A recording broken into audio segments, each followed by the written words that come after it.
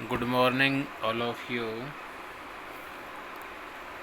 Last class में हम discuss कर रहे थे स्पेक्ट्रोस्कोपिक ग्राउंड स्टेट और टर्म सिंबल के बारे में। स्पेक्ट्रोस्कोपिक जो ग्राउंड स्टेट है उसकी जो निम्नतम ऊर्जा है उसका निर्धारण हम किस प्रकार से करते हैं, टर्म सिंबल पद प्रतीक हम किस प्रकार से निकालते हैं, इसका अध्ययन हमने लास्ट क्लास में कर लिया था। आज का हमारा टॉपिक रहेगा ऑर्गल एनर्जी लेवल डायग्राम, ऊर्जा स्तर आरेख। ये जो टॉपिक है इस यूनिट का इम्पोर्टेंट पार्ट है ऑर्गल डायग्राम। यहाँ से एग्ज़ाम में क्वेश्चन आ सकता है। तो यहाँ से देखिए ऑर्गल एनर्जी लेवल जो डायग्राम होता है इसमें क्या होता है, इसमें जो पदों की ऊर्जा होती है, अब पद यहाँ पे 2 भी हो सकते हैं, 3 भी हो सकते हैं। जैसे कोई भी पद आपको दिया हुआ है, जैसे D7 दे दिया, D5 दे दिया, जैसे 2 पद आपको दिए हुए हैं। इन पदों की जो ऊर्जा होती है और ऊर्जा को हम यहाँ पे सेमी इन्वर्स में डिनोट करते हैं। तो यहाँ पर इन पदों की जो ऊर्जा होती है उनको हम किससे डिनोट करते हैं, सेमी इन्वर्स से।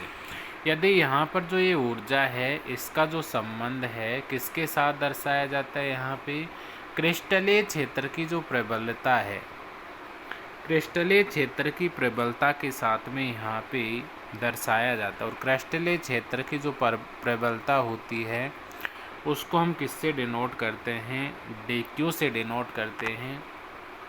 और DQ का जो मान होता है वो भी किस में होता है, यहाँ पे सेमी इन्वर्स में इसका मान यहाँ पे होता है। तो यहाँ से ऑर्गल जो आरेख है, ऑर्गल आरेख की परिभाषा में आपको यहाँ से ध्यान रखना है कि पदों की ऊर्जा सेमी इन्वर्स का संबंध क्रिस्टल क्षेत्र की प्रबलता DQ सेमी इन्वर्स के साथ चित्रित करने वाले सहसंबंध आरेख को ही ऑर्गल आरेख कहा जाता है। तो ये थी आपकी ऑर्गल जो आरेख है उसकी परिभाषा। तो यहाँ से देखिए आप इसको, पदों की ऊर्जा, एक तो क्या ले रहे हैं यहाँ पे हम, जो पद अपन ने लिए थे उनकी ऊर्जा ले रहे हैं और उनका जो सहसंबंध है किसके साथ दर्शा रहे हैं, यहाँ पे क्रिस्टलीय क्षेत्र की जो प्रबलता है DQ उसके साथ यहाँ पर जो सहसंबंध आरेख दर्शाया जाता है उस सहसंबंध आरेख को ही हम क्या कहते हैं, ऑर्गल आरेख के नाम से उसको जाना जाता है। अब इसके बाद में नंबर 2 आपको इसमें ध्यान रखना है कि ऑर्गल जो आरेख है वो कौन से क्रिस्टलीय क्षेत्र के लिए ही अप्लाई होते हैं।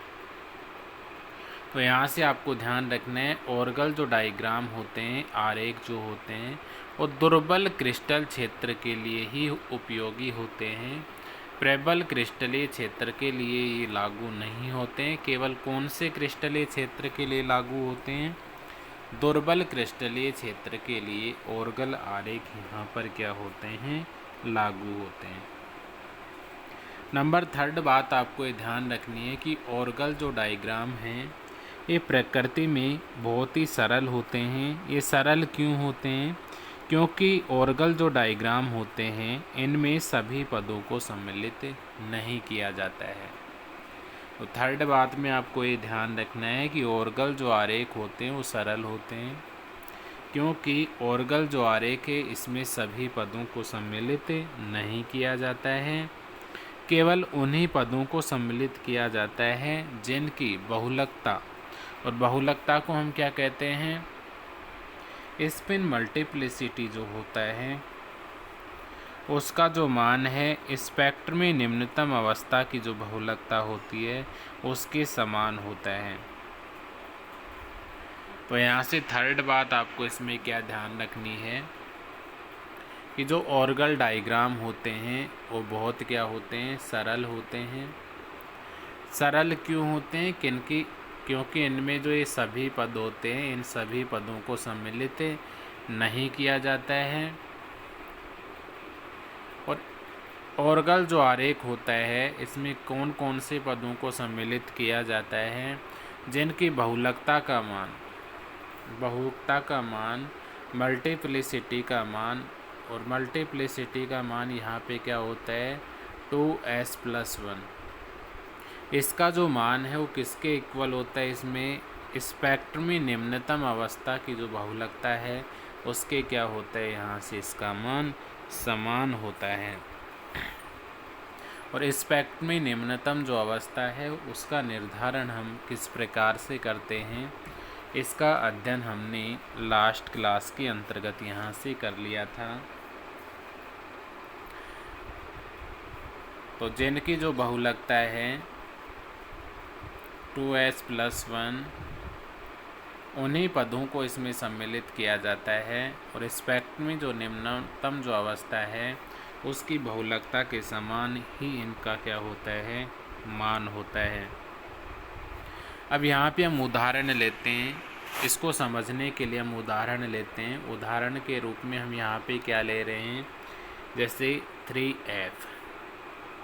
उदाहरण के रूप में यहाँ पे हम क्या ले रहे हैं, ये 3f है। इस प्रकार से इसको रिटर्न कर लेना आप, ये 3 और ये क्या हो गया f, 3f हो गया। दूसरा जो एग्जाम्पल है यहाँ पे 1d है। थर्ड जो एग्जाम्पल वो क्या है 3p है। फोर्थ जो एग्जाम्पल है वो क्या है 1g है। और 5 जो एग्जाम्पल है वो क्या है 1s है। तो ये 1g हो गया और ये 1s हो गया। अब यहाँ से उदाहरण के लिए ये डेटो विन्यास से संबंधित यहाँ पे लिखा हुआ है, बहुलकता के समान हो। इसके नीचे आपको यहाँ पे क्या मेंशन करना है, उदाहरण के लिए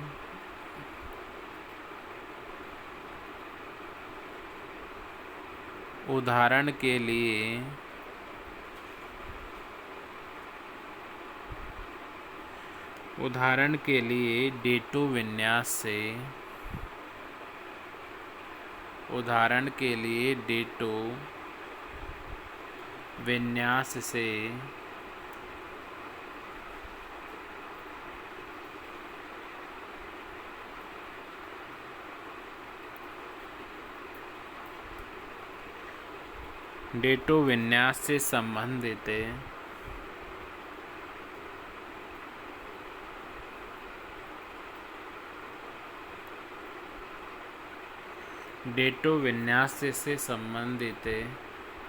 विभिन्न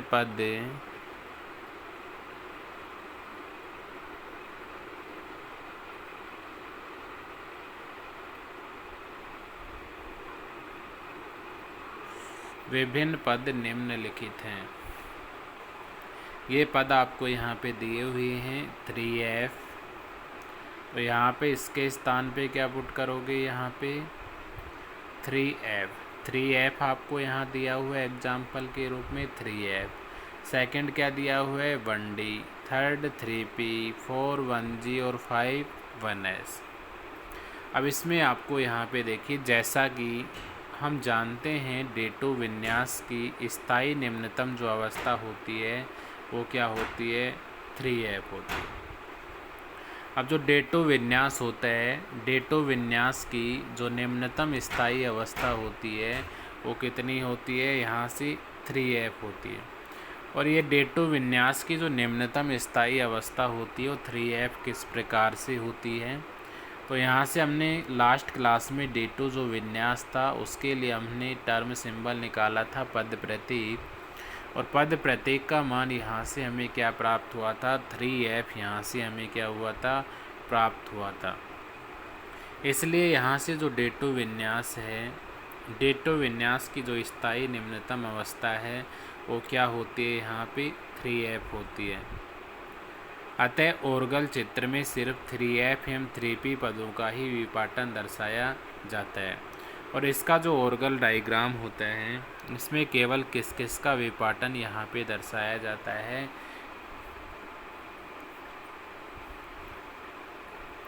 3F और 3P जो पद होते हैं इनका ही विपाटन यहाँ पे क्या किया जाता है? दर्शाया जाता है।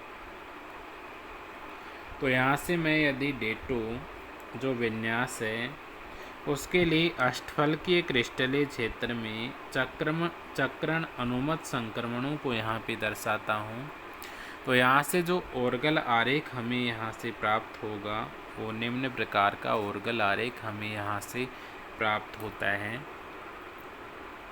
तो यहाँ से देखिए जो ओर्गल आरेख यहाँ से हमें प्राप्त होगा वो किस प्रकार से प्राप्त होगा।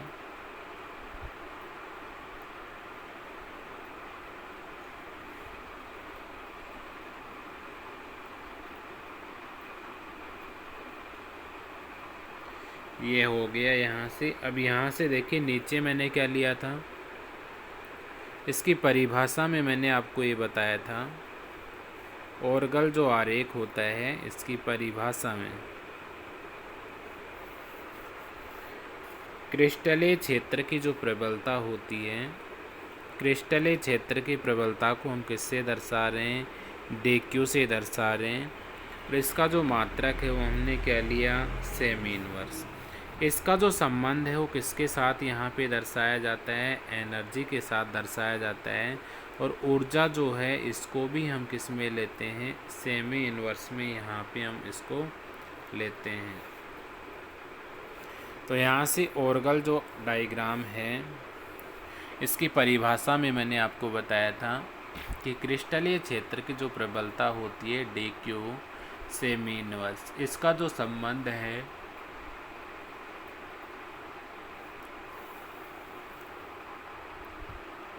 संबंध है इसकी एनर्जी के साथ दर्शाया जाता है। इसको ही हम किस नाम से जानते हैं? ओर्गल आरेख के नाम से यहाँ पे हम जानते हैं। अब ये बताया मैंने कि D2 जो विन्यास होता है इसमें केवल कौन कौन से पदों को दर्शाया जाता है? एक तो 3F वाले पद को दर्शाया जाता है, यहाँ पे 3F को दर्शाया जाता है, और दूसरा जो पद है वो कौन सा दर्शाया जाता है? इसमें 3P को यहाँ पे दर्शाया जाता है। तो यहाँ से 3F और जो 3P पद हैं उनमें जो विपाटन है वो किस प्रकार से होता है? तो देखिए इसमें 3F जो ऑर्बिटल होता है यहाँ से 3 भागों में ये विपाटित हो जाता है इस प्रकार से।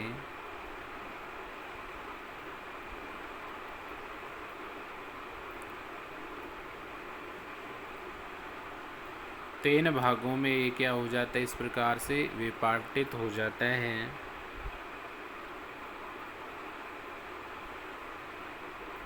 इस प्रकार से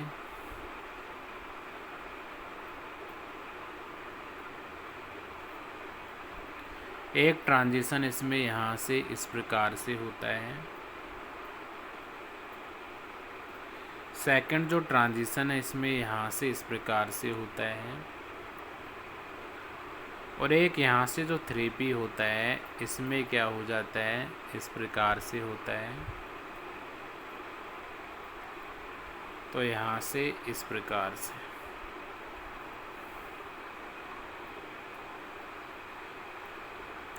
अब यहाँ से नीचे वाला जो ये है इसको हम क्या कहते हैं?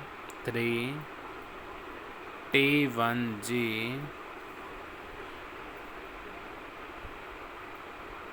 3T1GF। तो ये तो क्या हो गया? 3T1GF। ये क्या हो गया यहाँ से? 3A2G।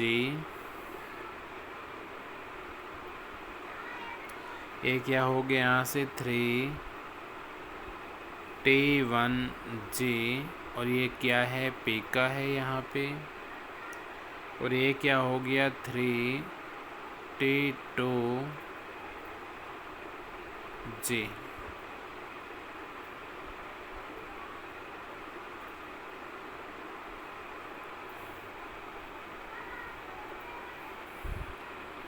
तो यहाँ से देखिए D2 जो विन्यास होता है, D2 विन्यास के लिए हम 3P और जो 3F हैं उनके लिए जब हम ऑर्गल आरेख का यहाँ पे क्या करते हैं, रिप्रेजेंटेशन करते हैं,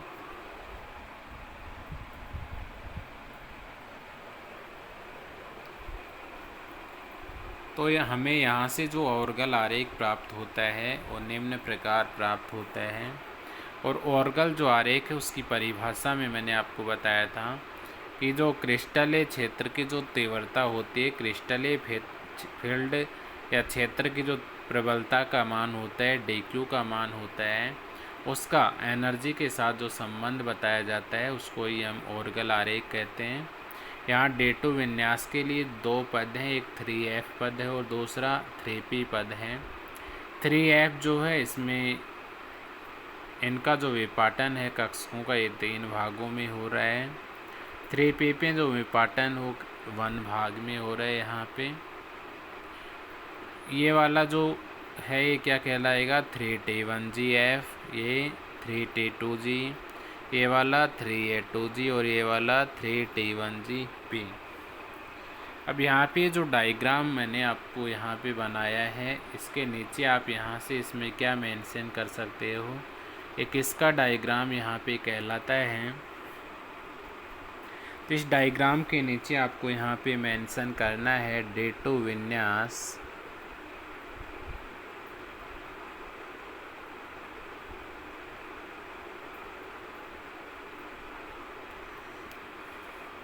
D2 विन्यास के लिए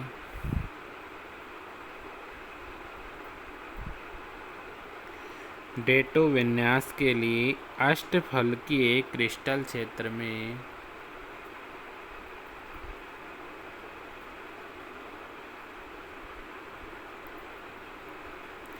अष्टफलकीय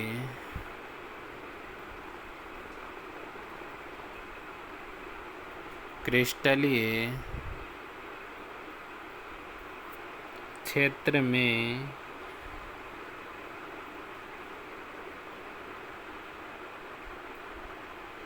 अष्टफलकीय क्रिस्टलीय क्षेत्र में विभिन्न चक्रण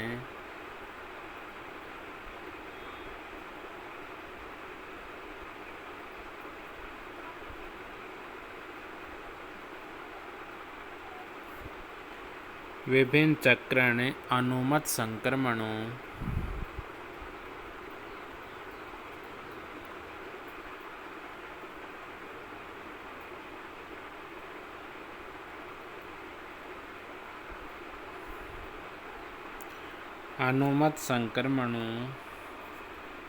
को दर्शाता हुआ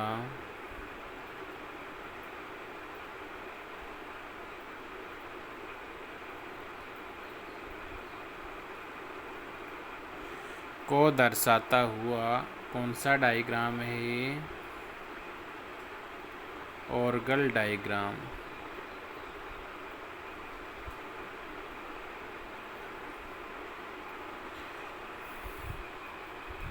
तो यहाँ से इस डायग्राम के नीचे आपको यहाँ पे मेंशन करना है D2 विन्यास के लिए अष्टफलकीय क्रिस्टलीय क्षेत्र में विभिन्न चक्रण अनुमत संक्रमणों को दर्शाता हुआ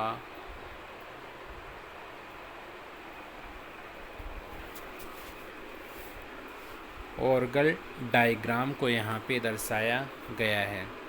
तो ये था थोड़ा सा इसका जो ऑर्गल डायग्राम है। इस ऑर्गल डायग्राम का यहाँ पे थोड़ा सा इंट्रोडक्शन। तो यहाँ से देखिए अभी तक हमने क्या क्या पढ़ा इस क्लास में।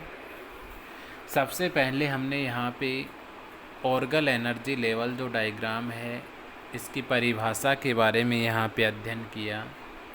इसमें मैंने आपको बताया कि जो ऑर्गल आरेख होता है इसमें पदों की जो ऊर्जा होती है उसका जो संबंध है क्रिस्टलीय क्षेत्र की प्रबलता के साथ सहसंबंध दर्शाने के लिए एक आरेख का निर्माण किया जाता है।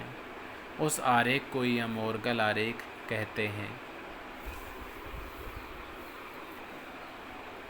सेकंड बात आपको मैंने बताई कि ओर्गल आरेख जो होता है वो दुर्बल क्षेत्र के लिए ही होता है।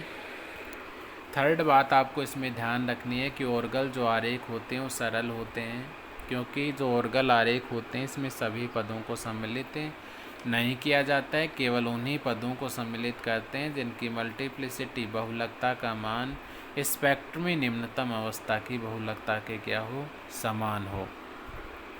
उसके बाद में ओर्गल जो आरेख है उसको एक्सप्लेन करने के लिए हमने यहाँ से एक उदाहरण लिया। डेटो जो विन्यास होता है उससे संबंधित जो पद हैं ये हो सकते हैं। डेटो विन्यास से संबंधित पद यहाँ पे ये हो सकते हैं।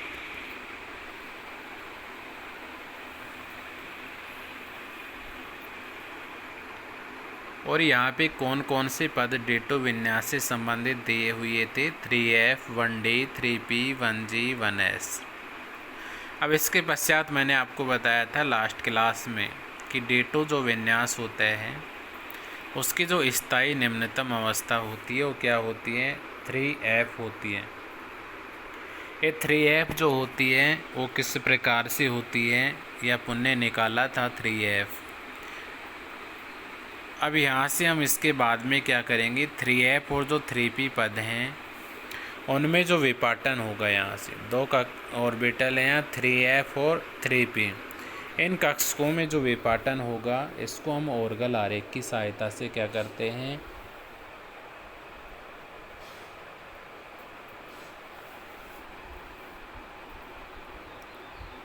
इसकी सहायता से हम ओर्गल आरेख की सहायता से डेटो जो विन्यास है इसको हम एक्सप्लेन कर सकते हैं। इसके बाद यहाँ से मैंने इसमें ओर्गल जो डायग्राम है डेटो विन्यास के लिए वो बताया कि इसमें एक्स अक्ष पे DQ लिया हमने, सेमी इन्वर्स में होता है इसका यूनिट। वाई अक्ष पे हमने एनर्जी लिया सेमी इन्वर्स में। एफ जो कक्षक हैं ये 3 भागों में विभाजित हो गए, 3T1G, 3T2G, 3A2G। और 3P जो कक्षक है एक भाग में ही रहता है, इसका अन्य भागों में विभाजन नहीं होता है।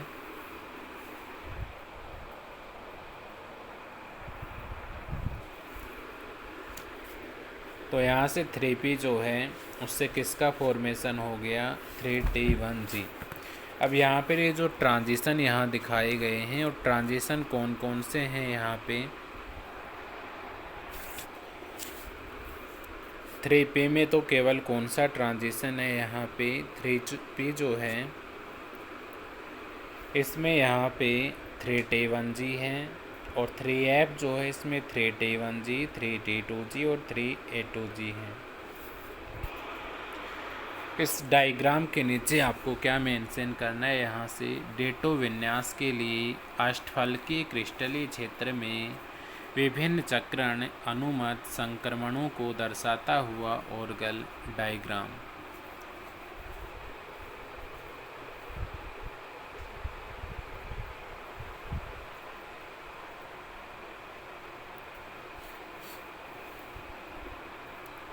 तो यहाँ तक यदि आपसे क्वेश्चन करता है कि ओर्गल आरेख से आप क्या समझते हैं, तो यहाँ तक आपको इसको नोट करना है। ओर्गल आरेख के बारे में साधारण इंट्रोडक्शन, इसके बाद में और मैं इसके बारे में जनरल जानकारी आपको दे देता हूँ कि जो ओर्गल जो डायग्राम होता है।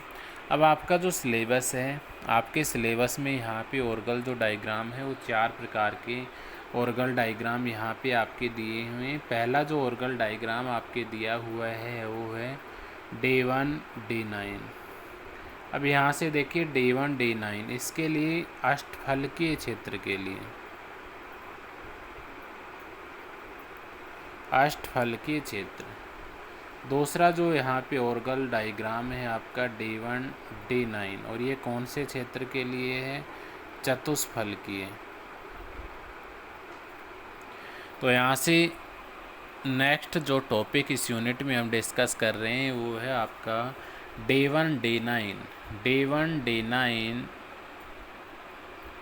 पदों के लिए चतुष्फलकीय तथा अष्टफलकीय। अब ये देखिए D1 जो D9 है चतुष्फलकीय फॉर्म में भी हो सकते हैं और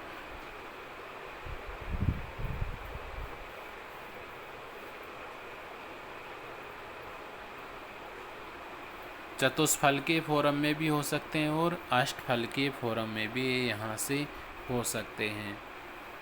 तो यहाँ से आपका जो सिलेबस है उसमें आपको दिया हुआ है D1 D9 अष्टफलकीय और D1 D9 चतुष्फलकीय। तो यहाँ से हम इस लेसन में मेनली कितने ऑर्गल आरेख की व्याख्या करने वाले हैं। तो यहाँ से हम 4 प्रकार के ऑर्गल आरेख बनाएंगे। D1 D9 अष्टफलकीय, D1 D9 चतुष्फलकीय। तो इनको समझने के लिए D1 D9 अष्टफलकीय और D1 D9 चतुष्फलकीय जो ऑर्गल आरेख हैं, इनको समझने के लिए हम यहाँ से ऑर्गल जो आरेख होता है इसके बारे में थोड़ा और जानकारी यहाँ पे हम ले लेते हैं। तो यहाँ से देखिए ऑर्गल जो डायग्राम होते हैं उनमें आप और क्या बता सकते हो।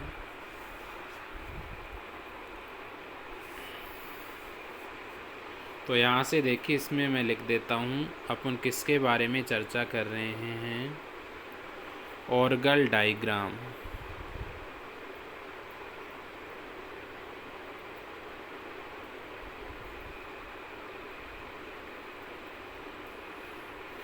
तो यहाँ पे मैं बता रहा हूँ कि ऑर्गल जो डायग्राम है इसके बारे में थोड़ा सा हम और डिस्कस कर लेते हैं। उसके पश्चात ही हम यहाँ से D1 D9 चतुष्फल की और अष्टफल की ऑर्गल आरेख की व्याख्या हम यहाँ से इजीली कर पाएंगे। तो यहाँ से सबसे पहले आपको ये ध्यान रखना है कि ऑर्गल जो डायग्राम होता है ये केवल हाई स्पिन जो मॉलिक्यूल होते हैं उनके लिए लागू होता है। तो यहाँ से फर्स्ट पॉइंट आप इसमें लिख सकते हो अवेलेबल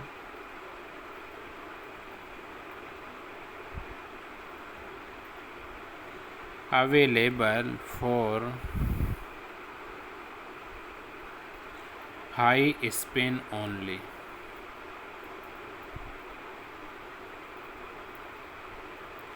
यहाँ पे जो ऑर्गल डायग्राम है ये केवल कौन से स्पिन वाले यौगिकों पर अप्लाई होते हैं, हायर स्पिन। जो कौन सा स्पिन रखते हैं, हायर स्पिन, अर्थात एस का मान जिन मॉलिक्यूल्स के लिए ज़्यादा होगा वो ही मॉलिक्यूल यहाँ पे क्या दर्शाएंगे, ऑर्गल आरेख है, Orgel diagram.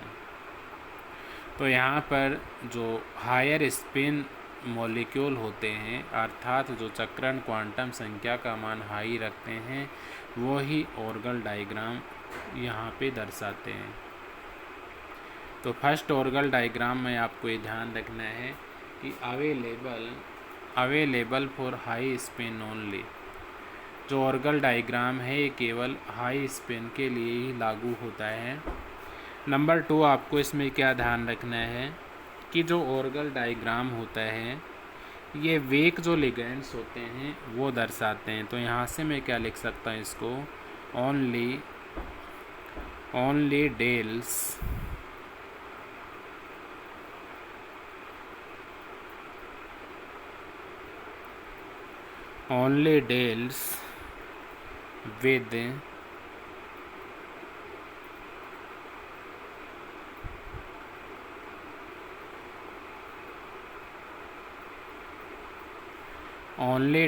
With weak ligand।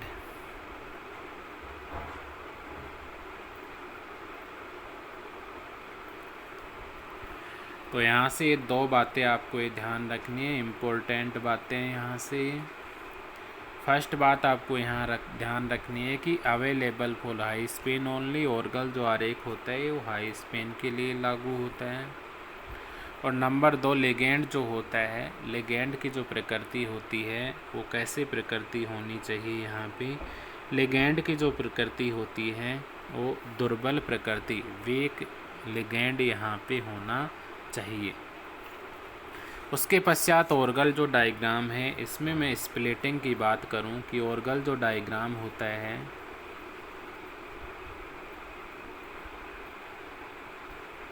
Orgel diagram में यहाँ पे स्प्लिटिंग जो होती है,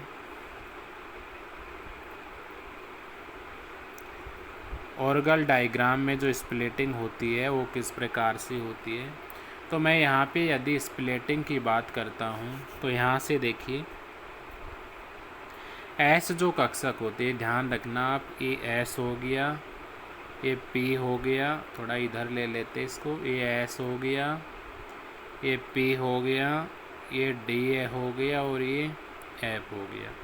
अब इसमें मैं स्प्लिटिंग की बात करूँ यदि यहाँ से, तो एस जो होता है इसमें क्या होता है, A1G, एस ये क्या हो गया A1G, P क्या हो गया यहाँ से T1G, D में क्या हो गया यहाँ से T2G, T2G प्लस क्या लिखोगे यहाँ से EG, और F के लिए मैं यहाँ से क्या लिख सकता हूँ, F जो है इसके लिए हम क्या लिखेंगे T1G,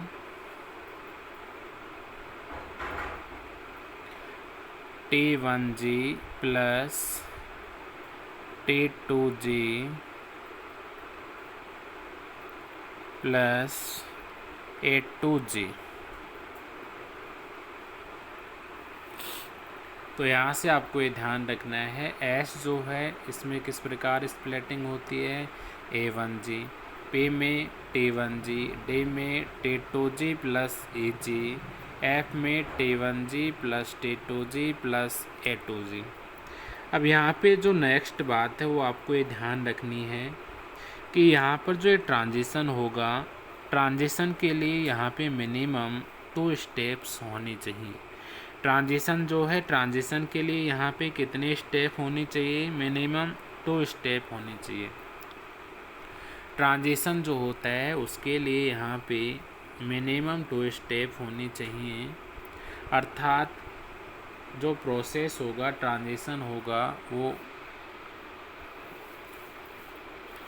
उसके लिए n का जो मान है वो 1 से ज़्यादा होना चाहिए।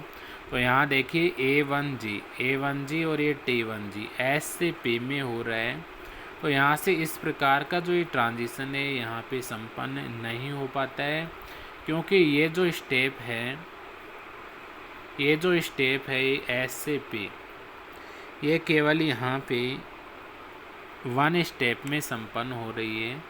इसलिए S A1G P T1G इनके ऑर्गल आरेख हम यहाँ पे रिप्रेजेंट नहीं कर सकते। तो यहाँ से ये जो दोनों पद हैं, यहाँ से ऑर्गल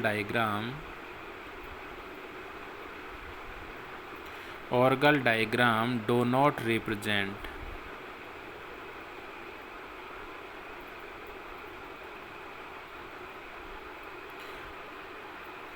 तो यहाँ से S और जो P है इनके लिए हम ऑर्गल जो डायग्राम है उनको रिप्रेजेंट नहीं कर सकते हैं, लेकिन जो ये 2 स्टेप है D से और F, इनके लिए हम ऑर्गल आरेख का रिप्रेजेंटेशन कर सकते हैं।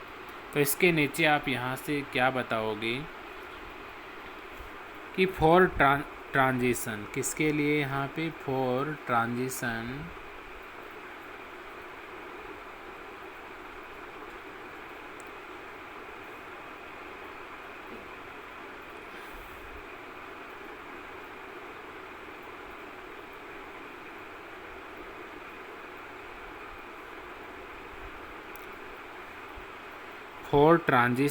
मिनिमम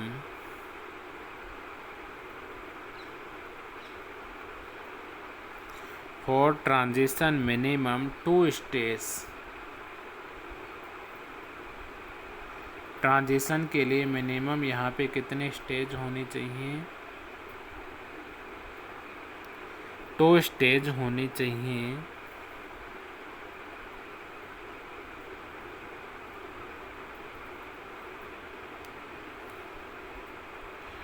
इसके नीचे आप यहाँ से क्या लिख सकते हो, इसलिए यहाँ पे जो S और P हैं, S और जो P हैं वो क्या कैन नॉट गिव ट्रांजिशन।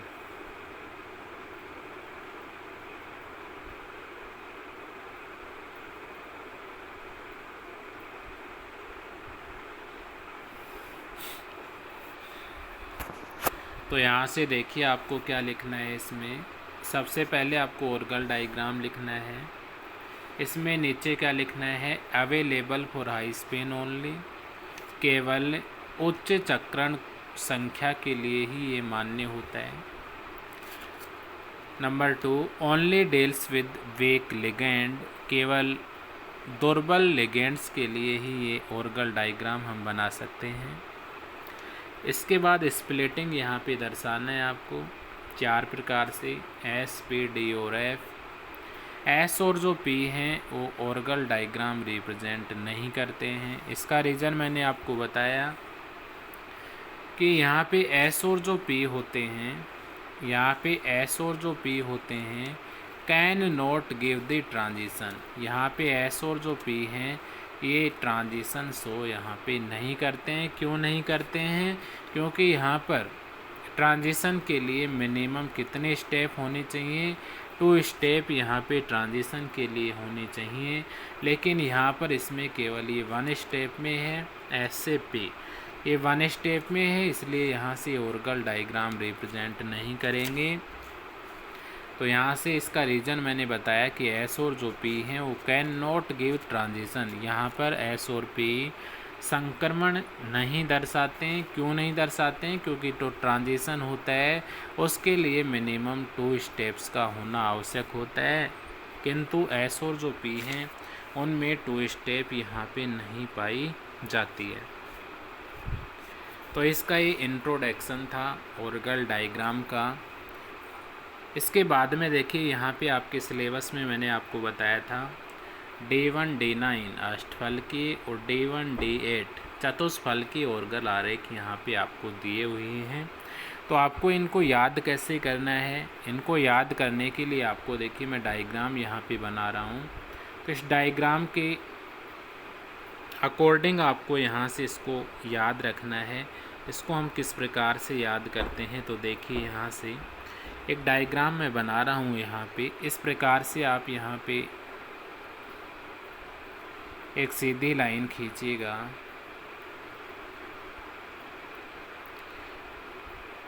अब यहाँ से इस प्रकार से खींचिएगा एक लाइन, और एक लाइन यहाँ से आप इस प्रकार से खींचिएगा। अब इसके बाद में देखिए यहाँ पे आपको ट्रिकली इसको ध्यान रखना है। ट्रिक से आपको ध्यान रखना है, यहाँ पे मैं मेंशन कर रहा हूँ 16 16 ऑक्टाहाइड्रल 16 ऑक्टाहाइड्रल राइट। यहाँ पे मैंने ऊपर क्या मेंशन किया, 16 ऑक्टाहाइड्रल राइट। इस डायग्राम को अच्छे से समझना आप। अगर ये जो डायग्राम मैं बना रहा हूँ ये डायग्राम आपको अच्छे से समझ में आ गया तो आप D1 D9 अष्टफलकी, D1 D9 चतुष्फलकी जो आरेख हैं, ऑर्गल आरेख हैं, उनको आप आसानी से यहाँ पे बना सकते हैं। अब यहाँ पे मैं बात करता हूँ, देखिए ये वाला जो पद है ये क्या कहलाता है। यहाँ ये वाला जो पद है इसको हम बोलते हैं T2 जी। ये क्या हो गया, T2 जी हो गया। ये क्या हो गया, यहाँ से AG हो गया। अब यहाँ से इसी तरह से इधर क्या आ जाएगा, ये AG आ जाएगा, और ऊपर यहाँ पे क्या आ जाएगा, T2 जी। तो यहाँ पे देखिए मैंने यहाँ पे एक लाइन लिखी है 16 ऑक्टाहाइड्रल राइट।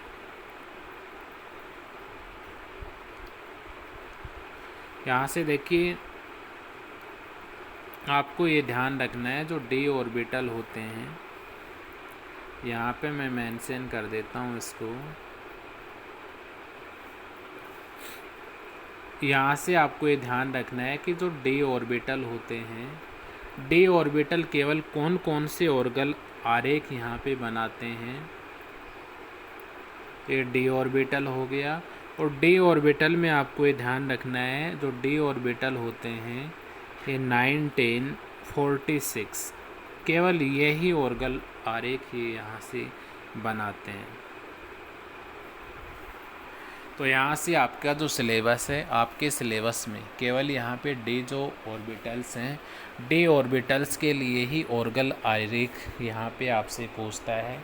जैसे D1 D9 अष्टफलकीय, D1 D9 चतुष्फलकीय। F जो ऑर्बिटल हैं उनके लिए आपसे वो ऑर्गल डायग्राम का रिप्रेजेंटेशन वो आपसे नहीं पूछता है। तो यहाँ से आपको सबसे पहले तो ये बात ध्यान रखना है कि जो डी ऑर्बिटल होते हैं, डी ऑर्बिटल जो होते हैं वो केवल कौन कौन से जो पद होते हैं उनके लिए ऑर्गल आरेख का निरूपण यहाँ से हम कर सकते हैं। तो इसमें आपको ये ध्यान रखना है 1946 1946 आपको ये ध्यान रखना है। और 1946 का मतलब यहाँ पे क्या हुआ, 1946 का मतलब यहाँ पे है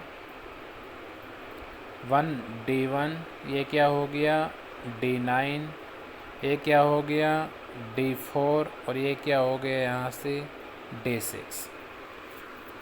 तो यहाँ से आपको ये ध्यान रखना है डी जो ऑर्बिटल्स होते हैं, डी ऑर्बिटल्स केवल यहाँ पे D1 D9 D4 और D6।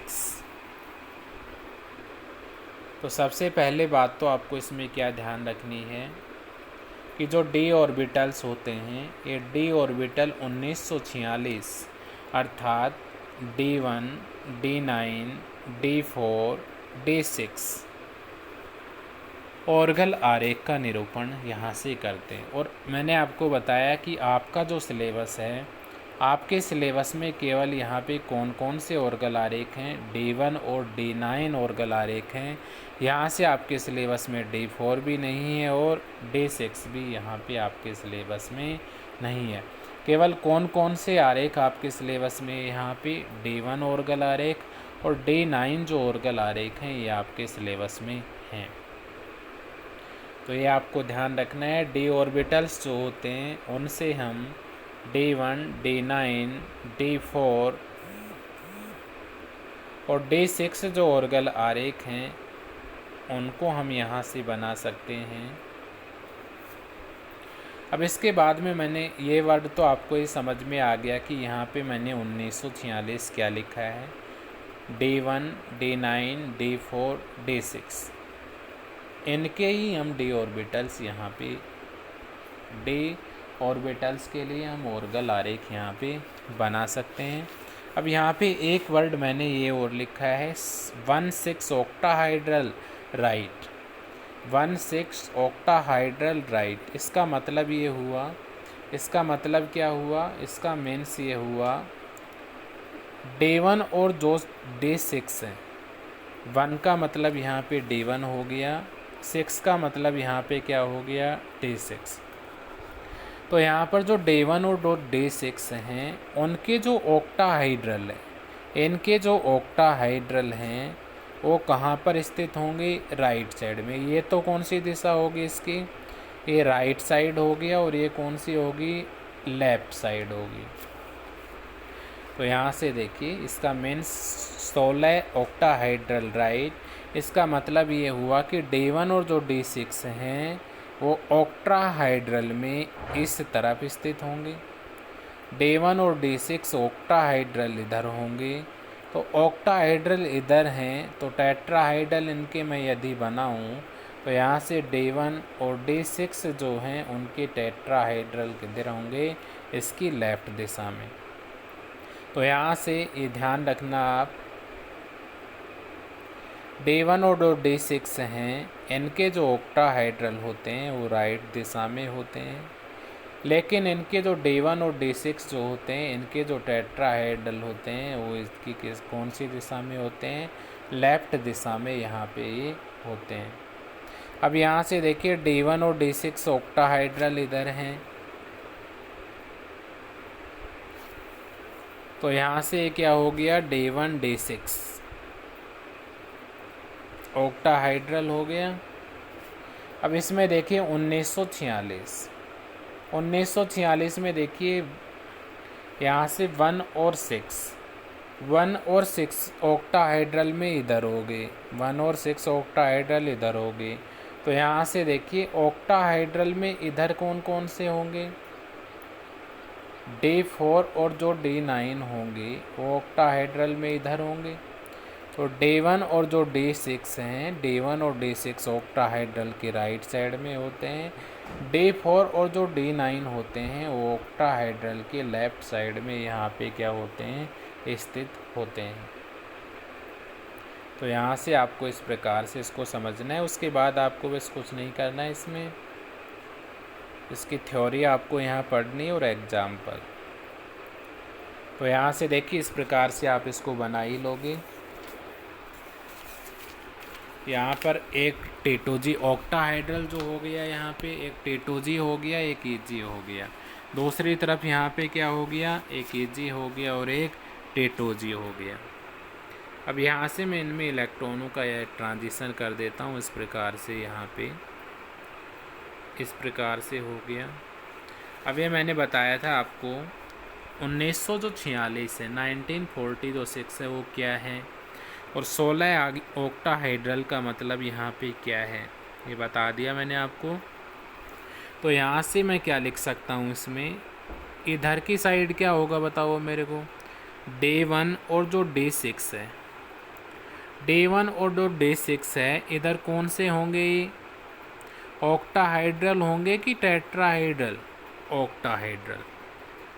तो देखिए मैंने ये बताया था आपको अभी कि 1 और 6 अर्थात D1 और D6 हैं, राइट साइड में इसके ऑक्टाहाइड्रल होंगे। D1 और D6 जो हैं ये ऑक्टाहाइड्रल हो गए। अब बचे कौन कौन से, इसमें से D1 और D6 अपन ने ले लिया, D9 और D4 बचे।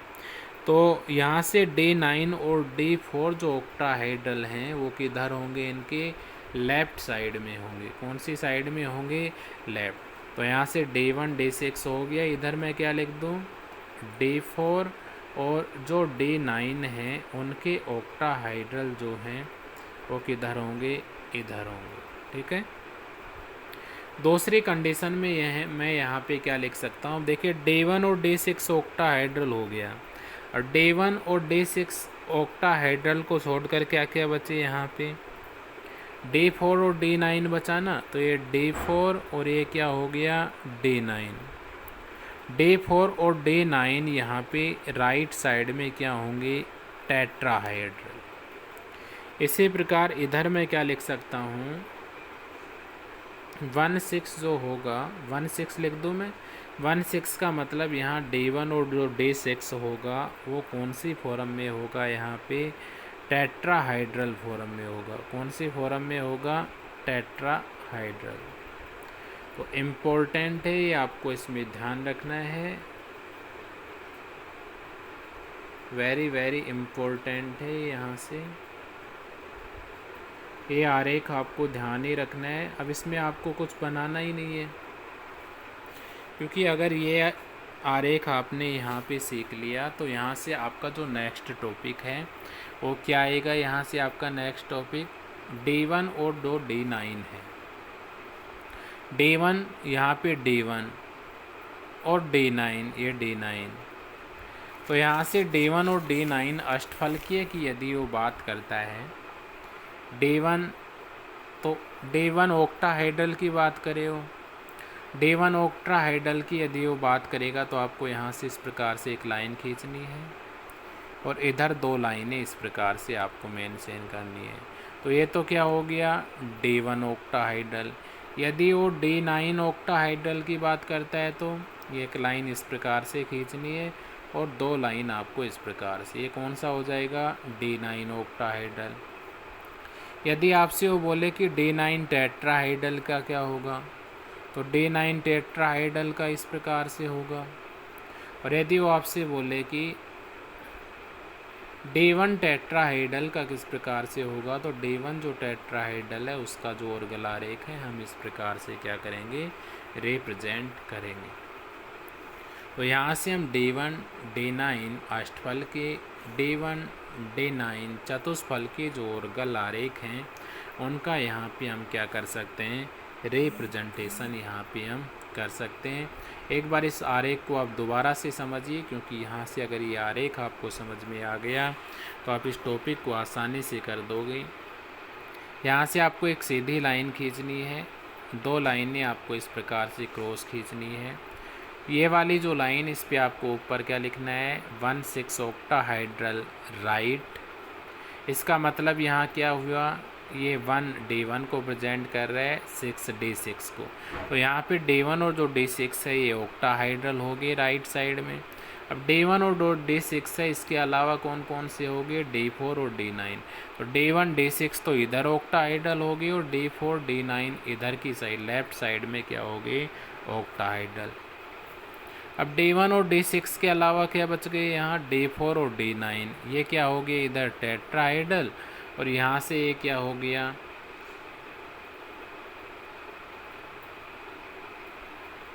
यहाँ से D1 और D6 क्या हो गया, यहाँ से टेट्राहाइड्रल। तो इस प्रकार से हम यहाँ से ऑर्गल जो आरेख है उसका क्या कर सकते हैं, रिप्रेजेंटेशन हम यहाँ से कर सकते हैं।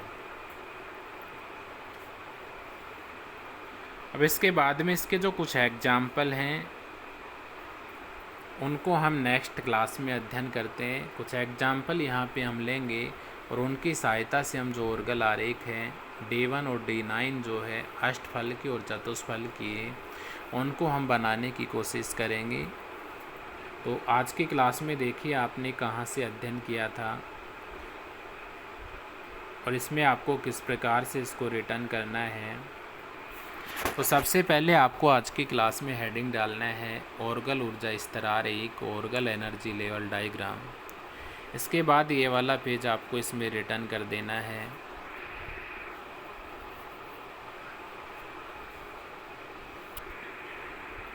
ये वाला पेज रिटर्न करने के पश्चात आपको सेकंड जो पेज है ये वाला पेज इसमें रिटर्न करना है। नेक्स्ट आपको ये थर्ड पेज इसमें रिटर्न कर देना है। नेक्स्ट आपको ये वाला जो डायग्राम है ये आपको बनाना है इसी में, इसी के नीचे। इस डायग्राम के नीचे आपको ये मेंशन करना है डेटो विन्यास के लिए अष्टफल के क्रिस्टलीय क्षेत्र में विभिन्न चक्रण अनुमत संक्रमणों को दर्शाता हुआ ऑर्गल डायग्राम। इसके बाद में आपको नीचे लिखना है, पेज के मध्य में आपको लिखना है ऑर्गल डायग्राम। इसके दो बिंदु आपको लिखना है available for high spin only और only deals with weak ligands. ये वाला पेज आपको ये इस डायग्राम के नीचे आपको ये लिखने के पश्चात आपको यहाँ से ये पेज इसके नीचे रिटर्न कर देना है। इसके पश्चात आपको यहाँ पे स्प्लिटिंग दर्शानी है S, P, D और F में। यहाँ पे S और जो P हैं वो ऑर्गल आरेख क्यों रिप्रेजेंट नहीं करते हैं, ये मैंने इसका रीज़न बताया। तो यहाँ पे ये रिटर्न करने के पश्चात आपको ये वाला पेज रिटर्न कर देना है। नेक्स्ट आपको इसके नीचे ये वाला पेज रिटर्न करना है कि S और जो P हैं वो ट्रांजिशन क्यों नहीं दर्शाते हैं, क्योंकि ये दो स्टेप जो होती हैं उनसे कम स्टेप रखते हैं और ट्रांजिशन के लिए मिनिमम जो स्टेट हैं वो कितनी होनी चाहिए, 2। ये वाला पेज रिटर्न आपको करना है। इसके बाद में ये वाला जो पेज है ये रिटर्न करने के पश्चात आपको लास्ट में ये वाला जो डायग्राम है ये आपको बना देना है।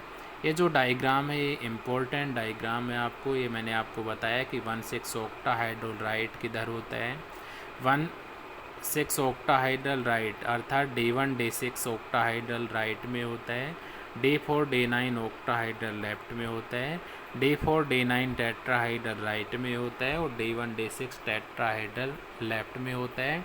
और D ऑर्बिटल जो होते हैं उनसे केवल D1 D9 D4 D6 Orgel आरेख ही हम यहाँ पे क्या कर सकते हैं, रिप्रेजेंट।